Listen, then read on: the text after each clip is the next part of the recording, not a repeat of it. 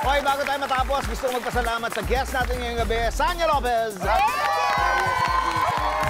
salamat, Bubblegum family. Nag-enjoy ako. Okay, talaga, kung nag-enjoy ka, sana, no? Oo, sana naman. Diretso ng guest mo. Why not? Ayaw na namin, guest si Jack.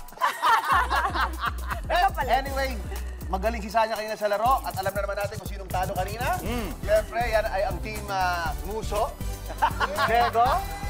Ang ipapaya ay si Diego. Pero sandali.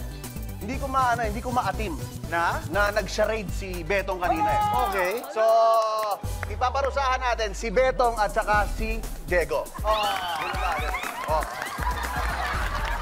Iba kasi yung not following instructions eh. Oo eh. Sobrang saya. Yes ka pa nanalo sa loob. Naligtas eh. Tears of joy. Naiyak talaga siya. Tears of joy. Naiyak talaga. Nakita mo, ito ang pruweba. Ito ang patunay kung gano'ng kababaw si Cheska.